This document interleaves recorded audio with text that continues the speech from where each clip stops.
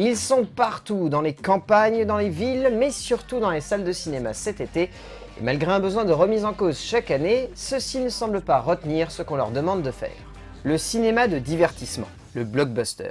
Comme chaque été, on en a quasiment un toutes les semaines dans les salles. Ils peuvent prendre plusieurs formes, celle du film pour enfants, celle de l'œuvre barrée, celle d'un film qui peut sembler surprenant, voire même celle d'une œuvre totalement inattendue.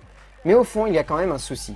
Un souci qui traduit bien qu'aujourd'hui, le cinéma de divertissement qui lorgne et arbore nos salles durant l'été a besoin de changer, d'évoluer, de repousser ses limites et de ne pas simplement se contenter de ce jeu minimum syndical pour convenir à un public qu'il n'estime pas comme nécessiteux de voir de la nouveauté dans le genre.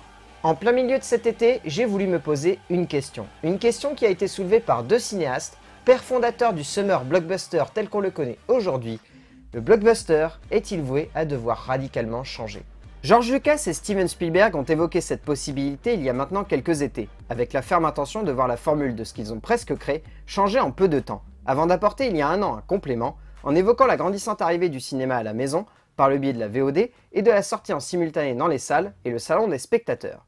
Pour autant, ont-ils raison de croire en la fin du divertissement grand public tel qu'on le conçoit aujourd'hui? Et serait-il vraiment sage d'imaginer voir le cinéma disparaître des salles pour s'installer uniquement dans le salon où l'expérience de la découverte ensemble ne serait finalement que celle d'un petit cocon et non plus d'un ensemble collectif, de partage, et fait d'émotions et de sensations avant tout. Au-delà d'être certainement une vérité qui dérange sur la situation du cinéma aujourd'hui, il est pourtant triste de voir ces deux grands auteurs regarder de cette manière le cinéma de divertissement, même si pour autant, les deux le conçoivent de manière totalement différente. Parce que si on s'attarde un peu, on remarquera que dans ces deux regards, l'un fait encore partie intégrante de ce cinéma, sortant un film par an en cherchant avec toujours autant de plaisir à partager quelque chose avec le spectateur et le plus souvent durant la période estivale qui plus est, tandis que l'autre n'en est plus vraiment un architecte, seulement un homme de l'ombre que l'on cite parfois de temps en temps, puisque son âme de cinéaste perdure encore sur nos écrans par le biais d'une œuvre qui continue de vivre et de toujours autant forger l'âme des blockbusters qu'il semble pourtant vivement critiquer aujourd'hui, alors que beaucoup estiment qu'il n'est plus en phase avec son temps. À partir de là, on peut se dire simplement une chose. Ces deux grands auteurs ont raison. Mais parmi ces deux regards, l'un est à côté de la plaque par rapport à la demande du spectateur, et l'autre, malgré son indépendance, reste pourtant fidèle à ce système qui lui est cher. Quel avenir voir alors pour le cinéma de divertissement? Cela est une question qui en tourmente plus d'un et qui semble tellement vertigineuse qu'elle laisse perplexe beaucoup de personnes qui souhaiteraient faire un pronostic ou simplement évoquer l'idée d'une remise en cause profonde de cette production. La seule véritable question qu'il faudrait se poser aujourd'hui, au-delà de est-ce que le blockbuster doit évoluer, c'est plus simplement, y a-t-il une possibilité d'évolution pour le blockbuster au sein de la production américaine actuelle? Une question tout aussi complexe, mais qui a une réponse qui semble surprendre, mais qui est pourtant la plus simple et la plus criante de vérité.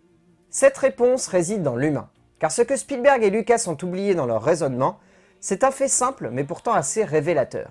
Si les cinéastes veulent changer, ils le peuvent. Je prendrai deux exemples concrets et surprenants qui parlent d'eux-mêmes et qui viennent juste de sortir dans les salles françaises.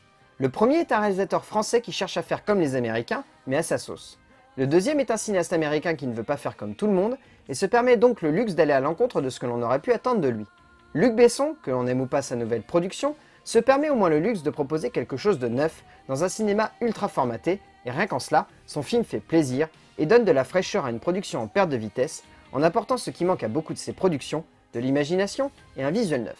Matt Reeves, quant à lui, offre à sa conclusion de trilogie l'essence même de ce que se doit d'être un blockbuster, réfléchi, puissant, émouvant et avant tout humain, avant de vouloir absolument faire tout péter dans tous les sens. Doit-on se dire que ces deux films sont la réponse? Pas vraiment. Mais pour autant, ils sont le début de ce qui semble être un changement qui pourrait se radicaliser au fil des films sortant cet été. Plus l'été avance, plus étrangement, le cinéma américain laisse la place à de petites productions sortant de l'ordinaire et cherchant à conquérir un autre public, comme si finalement, le vent de nouveauté n'était pas celui prédit par Lucas et Spielberg, et qu'il s'agissait plus d'un vent de nouveauté intime que grand public.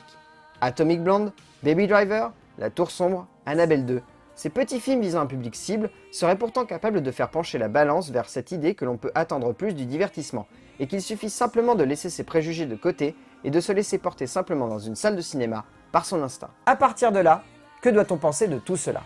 Doit-on imaginer un cinéma d'été qui ne se passerait pas dans les salles? Ou doit-on s'attendre à voir ces productions stagner et ne pas avancer dans la bonne direction? Cela dépend des cinéastes et des producteurs. Cela dépend des chiffres et de la demande des spectateurs. Cela dépend de ce qui sort et cela dépend de ce qui marche. Transformers 5 s'est planté. Cela démontre par exemple que les spectateurs en ont marre de voir ce genre de production perdurer dans les salles. Mais à contrario, Valérian ne fait pas un carton chez les Américains, ce qui démontre que ces mêmes spectateurs ne veulent pas non plus ce genre de renouveau. Comme dit avant, cela dépend des chiffres et des marchés, et au niveau du marché français, on peut se réconforter en voyant que les spectateurs veulent de la nouveauté et veulent voir le cinéma évoluer dans la bonne direction. Aux Américains de voir ce qu'ils veulent faire de ce cinéma, et dans quelle direction surtout ils veulent l'emmener. L'avenir nous dira si l'on a raison de croire en ces auteurs, en ce marché, en ce système de production qui a ses failles, mais qui regorge de qualité et d'un peu de bon sens tout de même.